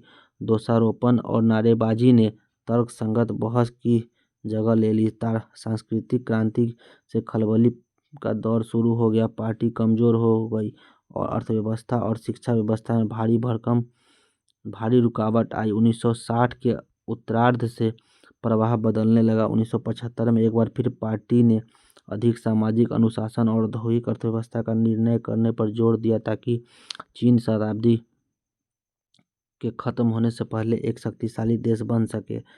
1978 से शुरू होने वाले सुधार। सांस्कृतिक क्रांति के जब बाद राजनीतिक दाव पेचों की प्रक्रिया शुरू हुई। तंग सियाओपिंग ने पार्टी पर नियंत्रण मजबूत बनाया और साथ ही देश में सामाजिक बाजार अर्थव्यवस्था की शुरुआत की। 1978 में पार्टी के आधुनिकीकरण के अपने 4 सूत्री लक्ष्यों की घोषणा की। यह था विज्ञान, उद्योग, कृषि और रक्षा का विकास। पार्टी में सवाल जवाब न करने की हद तक बहस की इजाज़त थी। इस नए और आज़ाद वातावरण में जैसे कि 60 से पहले 4 मई के आंदोलनों के समय था, नए विचारों का रोमांचकारी भंडार फूटा। 5 दिसंबर 1978 की दीवारों पर लगे एक पोस्टर ने पांचवी आधुनिकता का दावा किया कि लोकतंत्र के बिना अन्य आधुनिकताएं कुछ भी नहीं बन पाएगी। उसने गरीबी न हटाने और लैंगिक शोषण खत्म न कर पाने के लिए सीसीपी की आलोचना की। इसके लिए उसने पार्टी के अंदर से ही ऐसे दुर्व्यवहारों के उदाहरण किए। इन मांगों को दबाया गया, लेकिन 1889 में 4 मई को आंदोलन की 17वीं सालगिरह पर बहुत से बुद्धिजीवियों ने ज़्यादा खुलेपन के लिए कड़े सिद्धांतों को खत्म करने की मांग की। बीजिंग के तियानमेन चौक पर छात्रों के प्रदर्शन को क्रूरतापूर्वक दबाया गया। दुनिया भर में इसकी कड़ी आलोचना हुई। सुधार के बाद समय में चीन विकास के विषय पर दोबारा बहस हुई। पार्टी द्वारा समर्थित प्रधानमंत्री मजबूत राजनीतिक नियंत्रण, आर्थिक खुलेपन और विश्व बाजार से जुड़ाव पर आधारित है। आलोचकों का कहना है कि सामाजिक गुटों, क्षेत्रों, पुरुषों और महिलाओं के बीच बढ़ती हुई असमानताओं से सामाजिक तनाव बढ़ रहा है और बाजार पर जो भारी महत्व दिया जा रहा है उस पर सवाल खड़े हो रहे हैं। अंत में पहले के पारंपरिक विचार पुनर्जीवित हो रहे हैं, जैसा कि कन्फ्यूशियसवाद और यह तर्क कि पश्चिम की नकल करने के बजाय चीन अपनी परंपरा पर चलते हुए एक आधुनिक समाज बना सकता है। 1978 के सुधारों के बाद चीनी लोग स्वच्छंद रूप से उपभोक्ता सामग्री खरीदने में समर्थ होने लगे। ताइवान का किस्सा। चीनी साम्यवादी दल द्वारा पराजित होने के बाद चियांग काई शेक 30 करोड़ से अधिक अमेरिकी डॉलर और बेशकीमती कलाकृतियां लेकर 1949 में ताइवान भाग निकले। वहां उन्होंने चीनी गणतंत्र की स्थापना की। 1894 से 95 में जापान के साथ हुई लड़ाई में यह जगह चीन को जापान के हाथों सौंपनी पड़ी और तब से वह जापानी उपनिवेश बन गई। कायरो घोषणा पत्र 1943 और पोट्सडैम उद्घोषणा 1949 के द्वारा चीन को संप्रभुता वापस मिली।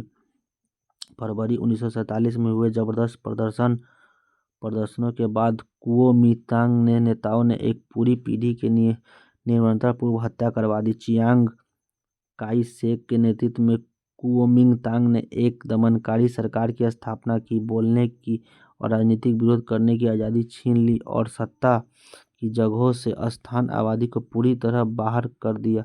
फिर से उन्होंने भूमि सुधार लागू किया, जिसके चलते खेती की उत्पादकता बढ़ी। उन्होंने अर्थव्यवस्था का भी आधुनिकीकरण किया, जिसके चलते 1973 में कुल राष्ट्रीय उत्पादन के मामले में ताइवान पूरे एशिया में जापान के बाद दूसरे स्थान पर रहा। अर्थव्यवस्था जो मुख्य तब व्यापार पर आधारित थी, लगातार वृद्धि करती गई। लेकिन अहम बात यह है कि अमीर और गरीब के बीच का भी अंतराल लगातार घटता गया। ताइवान एक लोकतंत्र के रूपांतरण और भी नाटकीय रहा। यह 1975 में चियांग की मौत के बाद धीरे धीरे शुरू हुआ और 1887 में जब फौजी कानून हटा लिया गया, तब विरोधी दलों को कानूनी इजाज़त मिली। तब इस प्रक्रिया ने गति पकड़ी। पहले स्वतंत्र मतदान के स्थानीय ताइवानों की सत्ता में लाने की प्रक्रिया शुरू कर दी। राजनयिक स्तर पर अधिकांश देशों के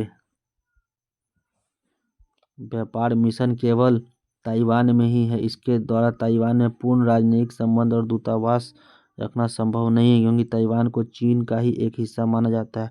मुख्य भूमि से के साथ पुनः एकीकरण का प्रश्न अभी भी विवादास्पद मुद्दा होकर रह रहा है। यद्यपि खाड़ी पार के संबंध चीन और ताइवान के मध्य सुधर रहे हैं, ताइवानी व्यापार और निवेश मुख्य भूमि बड़े पैमाने पर हो रहा है और आवागमन कहीं अधिक सहज हो गया है। संभवतः चीन ताइवान को एक अर्ध स्वायत्त क्षेत्र के रूप में स्वीकार कर लेने में सहमत हो जाएगा, अगर ताइवान पूर्ण स्वतंत्रता के लिए कोई कदम उठने से परहेज करता है। कोरिया की कहानी, आधुनिकीकरण की शुरुआत। 19वीं सदी के अंत में कोरिया के जोसोन वंश ने आंतरिक और सामाजिक संघर्ष का सामना किया और इसके साथ ही उसे चीन, जापान और पश्चिमी देशों का विदेशी दबाव भी सहना पड़ा। इन सबके बीच कोरिया ने अपने सरकारी संरचनाओं, राजनयिक संबंधों और बुनियादी ढांचे को एक समाज में आधुनिकीकरण के लिए सुधार नीतियां लागू की। दशकों के राजनीतिक हस्तक्षेप के बाद साम्राज्यवादी जापान ने 1910 में अपनी कॉलोनी के रूप में कोरिया पर जबरन कब्जा कर लिया, जिससे 500 वर्ष से अधिक समय से चले आ रहे जोसोन राजवंश का अंत हो गया। किंतु कोरियाई लोग जापानियों द्वारा किए जा रहे कोरियाई संस्कृति एवं नैतिक मूल्यों का दमन से काफ़ी नाराज थे। आज़ादी के इच्छुक कोरियाई लोगों ने जापानी औपनिवेशिक शासन के खिलाफ प्रदर्शन किया। उन्होंने एक अस्थायी सरकार की स्थापना की और कायरो, याल्टा और पोट्सडैम सम्मेलनों जैसी अंतर्राष्ट्रीय बैठकों में विदेशी नेताओं से अपील करने के लिए प्रतिनिधि मंडल भेजे। जापानी औपनिवेशिक शासन 35 साल के बाद अगस्त 1945 में द्वितीय विश्व में जापान की हार के साथ समाप्त हुआ। हालांकि यह कोरिया के भीतर और बाहरी स्वतंत्र कार्यकर्ताओं का लगातार प्रयास था जो जापान की हार के बाद कोरिया की स्वतंत्रता सुनिश्चित कर पाया। मुक्ति के बाद कोरियाई उपमहाद्वीप को अस्थायी रूप से 38वीं समानांतर रेखा से 2 हिस्सों में विभाजित कर दिया गया, जिसमें उत्तरी क्षेत्र में सोवियत संघ और दक्षिणी क्षेत्र में यूएन द्वारा संचालन किया गया। किंतु दोनों ही क्षेत्र जापानी सेना को भंग करने के परिश्रम करते रहा। हालांकि 1948 में उत्तर और दक्षिण में अलग अलग सरकारें स्थापित होने के साथ यह विभाजन अस्थायी रूप से स्थापित हो गया। जापान में स्वतंत्रता का जश्न मनाते हुए कोरियाइयों का ये चित्र है। युद्धोत्तर राष्ट्र। जून 1950 में कोरियाई युद्ध शुरू हुआ। दक्षिण कोरिया में अमेरिकी अगुवाई वाली संयुक्त राज्य सेना, उत्तरी कोरिया में कम्युनिस्ट चीन सेना के समर्थन में शीत युद्ध काल का एक छद्म युद्ध शुरू हुआ। जुलाई 1953 में 3 साल बाद यह युद्ध विराम समझौते में समाप्त हुआ। कोरिया हमेशा के लिए विभाजित हो गया। कोरियाई युद्ध से न केवल बड़े पैमाने पर जीवन और संपत्ति का नुकसान हुआ, बल्कि मुफ्त बाजार, आर्थिक विकास और लोकतांत्रिक भी धीमी गति से हुआ। युद्ध के दौरान जारी की गई मुद्रा एवं राष्ट्रीय खर्च के कारण मुद्रास्फीति की कीमतें अचानक बढ़ गई। इसके अलावा औपनिवेशिक काल के दौरान निर्मित औद्योगिक सुविधाओं को पूरी तरह से नष्ट कर दिया गया। नतीजतन दक्षिण कोरिया को अमेरिका की आर्थिक सहायता लेने के लिए मजबूर होना पड़ा।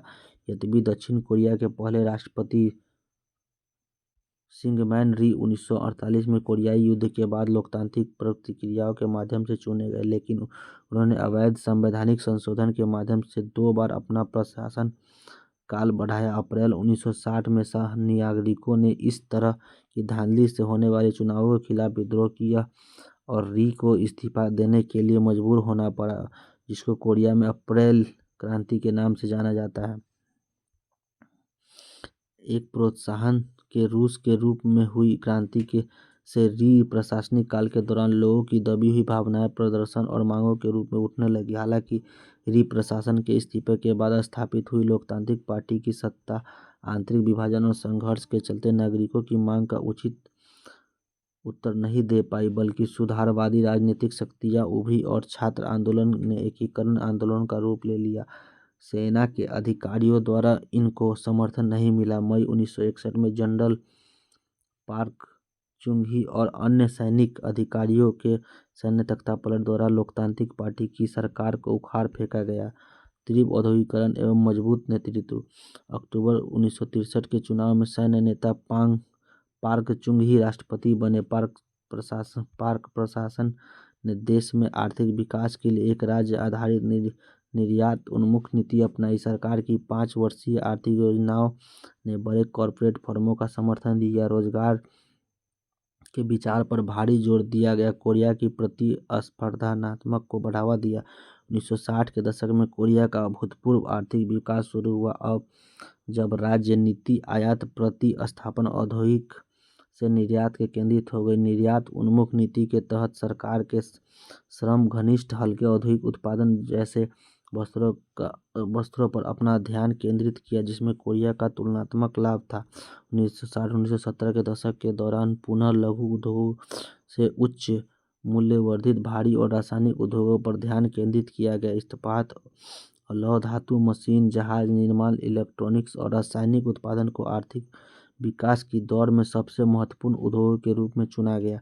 1970 में ग्रामीण जनसंख्या को प्रोत्साहन और कृषि क्षेत्रों में आधुनिकीकरण के लिए नया गांव सैमोल आंदोलन की शुरुआत हुई। इस अभियान का उद्देश्य लोगों को निष्क्रिय और निराशावान जीवन से सक्रिय और आशावान बनाना था। इस अभियान द्वारा ग्रामीण लोगों को अपने गांवों के विकास और समुदाय की जीवन शैली को सुधारने के लिए सशक्त किया गया। आगे जाकर इन अभियान का औद्योगिक संयंत्रों और शहरी क्षेत्रों के आसपास के इलाकों के विकास के लिए विस्तार किया गया। आज कोरिया अन्य विकासशील देशों के साथ अपने विकास प्रयोगों से सैमुअल आंदोलनों के सिद्धांतों को अपनाना चाहता है। इस आंदोलन से प्राप्त ज्ञान और अनुभव बांट रहा है।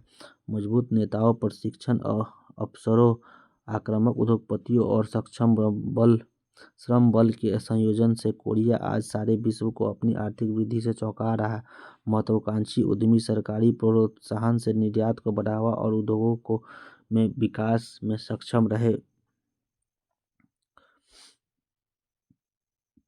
उच्च स्तर की शिक्षा ने भी कोरिया के आर्थिक विकास में योगदान दिया है। कोरिया के औद्योगिकरण की शुरुआत से ही लगभग सभी कोरियाई श्रमिक दल पहले से ही साक्षर थे और प्रगति के नए कौशल प्राप्त करने के लिए तैयार थे। इसके साथ साथ कोरिया ने अपनी खुली आर्थिक नीति के द्वारा अन्य देशों के अधीन उन्नत संस्थाओं और तकनीकों को अपने देश में लाना शुरू कर दिया। विदेशी निवेश और कोरिया की उच्च घरेलू बचत दर ने औद्योगिक क्षेत्रों को विकसित करने में मदद की, जबकि विदेशों में दक्षिण कोरियाई श्रमिकों के प्रेषण ने भी समग्र आर्थिक विकास में योगदान दिया। पार्क प्रशासन की दीर्घकालिक शक्ति का आधार कोरिया का आर्थिक विकास था। पार्क के द्वारा किए गए संविधान संशोधन से वह तीसरे काल के लिए चुनाव में खड़े हुए और 1971 में उन्हें पुनः चुना गया। अक्टूबर 1972 में पार्क ने यूनिट संविधान घोषित करके कार्यान्वित किया, जिसने अस्थायी अध्यक्षता को संभव बनाया। यूनिट संविधान के तहत राष्ट्रपति को कानून के क्षेत्राधिकार और प्रशासन पर पूर्ण अधिकार था। किसी भी कानून को आपातकालीन नियम के रूप में निरस्त करने का भी संवैधानिक अधिकार था। राष्ट्रपति को पूर्ण अधिकार प्रणाली के साथ देश के आर्थिक विकास में प्रगति के लिए लोकतंत्र एक तरह से अस्थायी रूप से निलंबित हो गया। हालांकि 1979 में दूसरे तेल संकटों से देश की आर्थिक नीतियों, जो कि भारी रासायनिक उद्योग के मुख्य निवेश रखती थी, में काफ़ी बाधाएं आई। इसके साथ साथ छात्रों, विद्वानों और विपक्ष में लगातार यूनिस संविधान के खिलाफ प्रदर्शन किया, क्योंकि पाक प्रदर्शन ने आपातकालीन उपयोगों के आह्वान और राजनीतिक अस्थिरता का दमन कर दिया था। इसी आर्थिक संकट और राजनीतिक अस्थिरता के बीच पार्क का प्रशासन अक्टूबर 1979 में पार्क चुंग-ही की हत्या के साथ खत्म हो गया। लोकतांत्रिक की मांग और निरंतर आर्थिक विकास। लोकतांत्रिकरण की इच्छा पाक चुंग की मृत्यु के साथ बढ़ी, लेकिन दिसंबर 1979 में फिर एक बार एक सैन्य नेता चुन डू-वोहन की अगुवाई में सैन्य तख्तापलट का मंच तैयार हुआ। मई 1980 में चुंग के सैनिक गुट के विरुद्ध लोकतंत्र की मांग करने वाले छात्रों और नागरिकों द्वारा राष्ट्र के प्रमुख शहरों में विभिन्न विरोध प्रदर्शन हुए। सैन्य दल के पूरे क्षेत्र में मार्शल कानून को लागू करके लोकतांत्रिक आंदोलन को दबा दिया, किंतु ग्वांजू शहर में विशेष रूप से छात्र और नागरिक लगातार मार्शल कानून को समाप्त करने की मांग करते रहे। हालांकि चुंग के सैन्य दल ने लोकतांत्रिकरण के विरोध में प्रदर्शन कर रहे थे, आवाज को दबा दिया। उसी वर्ष के अंत में चुन युसुइन संविधान के तहत एक अप्रत्यक्ष चुनाव के माध्यम से राष्ट्रपति बने।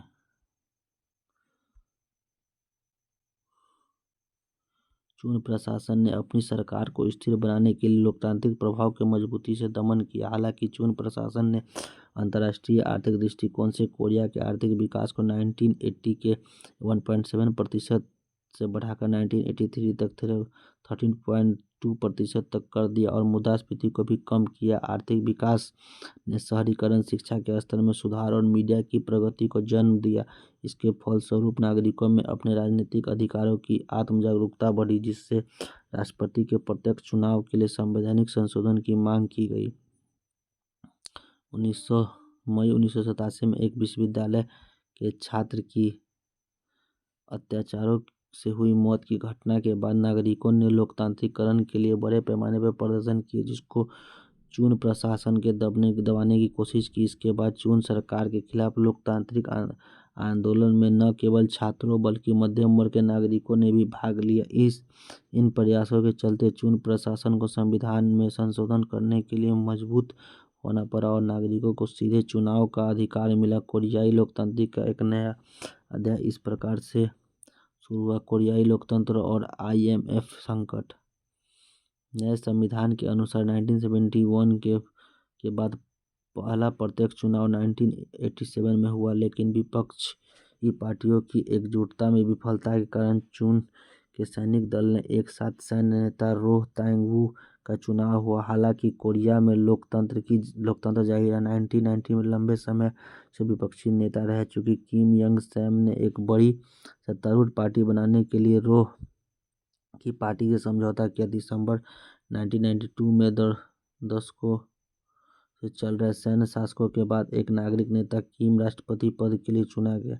नए चुनावों में सत्तावादी सैन्य शक्ति के विघटन के फलस्वरूप एक बार फिर लोकतंत्र की शुरुआत हुई। नए प्रशासन की निर्यात नीति के तहत सैमसंग, हुंडई और LG सहित कुछ कंपनियां 1990 में शुरुआत तक वैश्विक प्रमुखता के स्तर तक पहुंच चुकी थी। सरकारी समर्थन के साथ कोरियाई कंपनियों ने पूंजी प्रधान व्यवसाय और रासायनिक उद्योगों के साथ साथ इलेक्ट्रॉनिकी उद्योगों में भी निवेश करना शुरू किया। दूसरी ओर सरकार ने औद्योगिक और सामाजिक बुनियादी ढांचे के निर्माण पर ध्यान देना जारी रखा। इस बीच कोरिया के बाजारों को अन्य देशों के लिए खोलने के लिए नव उदारवादी दबाव में किम प्रशासन ने 1996 में आर्थिक सहयोग और विकास संगठन में शामिल होने का निर्णय लिया और कोरिया को अंतर्राष्ट्रीय प्रतिस्पर्धा को मजबूत करने का प्रयास किया। लेकिन व्यापार घाटे में बढ़ोतरी, वित्तीय संस्थानों द्वारा खराब प्रदर्शन, संगठनों द्वारा बेईमानी व्यापारिक संचालन के कारण कोरिया को 1997 में विदेशी मुद्रा संकट का सामना करना पड़ा। इस संकट को अंतर्राष्ट्रीय मुद्रा कोष IMF द्वारा आपात वित्तीय सहायता के जरिए संभालने की कोशिश की गई। यही नहीं, इस आर्थिक संकट में पूरे देश में एक साथ प्रयास किए गए नागरिकों को गोल्ड कलेक्शन मूवमेंट के माध्यम से विदेशी ऋण भुगतान के लिए सक्रिय रूप से योगदान दिया। जून 1987 में लोकतंत्र आंदोलन के दौरान प्रदर्शनकारी दिसंबर 1997 में एक लंबे समय के बाद कोरिया में पहली बार शांतिपूर्ण हस्तांतरण के द्वारा विपक्षी पार्टी के नेता किम डे जुंग सत्ता में आए। सत्ता में दूसरा शांतिपूर्ण हस्तांतरण 2008 में हुआ, जब रूढ़िवादी पार्टी ने नेता ली माइंग-बाक प्रगतिशील पार्टी में रो मू-यून प्रशासन के बाद अध्यक्ष चुने गए। 1912 में रूढ़िवादी पार्टी के नेता पार्क खन पहली महिला राष्ट्रपति के रूप में चुनी गई। उसके पिता पाक चुंग ही की राजनीतिक विरासत के कारण उन्हें अपने कार्यकाल की शुरुआत में बहुत समर्थन प्राप्त हुआ, लेकिन अक्टूबर 2016 में यह बात उठी कि उनके साथ उनके स्थान पर उनके एक नज़दीकी मित्र गुप्त रूप से सरकारी मामलों में प्रबंधन करते थे। तब राष्ट्रव्यापी विरोध एवं प्रदर्शनों के फलस्वरूप मार्च 2017 में उन पर महाभियोग चला और उन्हें कार्यकाल से हटा दिया गया। मई 2017 में तीसरी बार शांतिपूर्ण हस्तांतरण के द्वारा मून जे इन की राष्ट्रपति पद संभाला। वर्तमान कालीन सियोल शहर का ये चित्र दिया हुआ है। 2016 में नागरिकों के नेतृत्व में किए गए कैडलाइट विद्रोह में देश के लोकतांत्रिक कानून प्रणालियों की सीमाओं के भीतर राष्ट्रपति के इस्तीफे की मांग कर रहे नागरिकों का शांतिपूर्ण प्रदर्शन कोरियाई लोकतंत्र की परिपक्वता को दर्शाता है। कोरियाई लोकतंत्र आर्थिक विकास का कर्जदार है, लेकिन यह देश के गणतंत्रवाद को प्रोत्साहित करने वाले कोरियाई नागरिकों की राजनीतिक जागरूकता ही है जिससे आज इस देश के आगे बढ़ने में प्रमुख भूमिका निभाई। आधुनिकता के दो मार्ग औद्योगिक समाजों में एक दूसरे के जैसे बनने की बजाय आधुनिकता अपने बनाए ताइवान का किस्सा और कोरिया की कहानी के साथ साथ चीन और जापान का इतिहास दिखाता है कि किस तरह अलग अलग ऐतिहासिक परिस्थितियों ने आज़ाद और आधुनिक देश बनाने की बिल्कुल अलग राह तैयार की है। जापान अपनी आज़ादी बनाए रखने में असफल रहा और पारंपरिक हुनर और प्रथाओं को नए तरीकों से इस्तेमाल कर पाया, तथापि कुलीन वर्ग के नेतृत्व में हुए आधुनिकीकरण के एक उग्र राष्ट्रवाद को जन्म दिया और शोषणकारी सत्ता को बरकरार रखा, जिसके विरोध और लोकतंत्र की मांग का गला घोट दिया। उसने एक औपनिवेशिक साम्राज्य की स्थापना की जिससे उस क्षेत्र में बैर की भावना बनी रही और अंदरूनी विकास भी प्रभावित हुआ। जापान का आधुनिकीकरण ऐसे वातावरण में हुआ जहां पश्चिमी साम्राज्यवादी ताकतों का प्रभुत्व था। हालांकि जापान ने उनकी नकल की पर एक साथ अपने हल ढूंढने की कोशिश भी की। जापानी राष्ट्रवाद पर इन मजबूतियों का प्रभाव है। एक और जहां जापानी एशिया को पश्चिमी आधिपत्य से मुक्त रखने की उम्मीद करते हैं, दूसरे लोगों के लिए यही विचार साम्राज्य का निर्माण करने के लिए महत्वपूर्ण कारक सिद्ध हुए।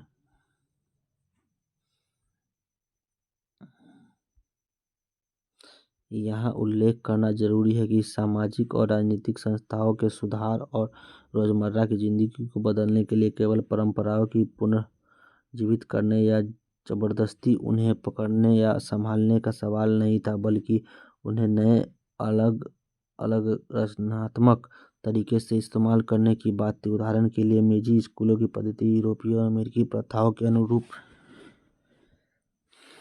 नए विषयों की शुरुआत की, किंतु पाठ्यचर्या का मुख्य उद्देश्य उन्हें निष्ठावान नागरिक बनाना था। नैतिक शास्त्र का विषय पढ़ाना अनिवार्य था जिसमें सम्राट के प्रति वफादारी पर जोर दिया जाता था। इसी तरह परिवार में और रोजमर्रा की जिंदगी में आए बदलाव विदेशी और देसी विचारों को मिला जुला कर नया बनाने की कोशिश को दर्शाते हैं।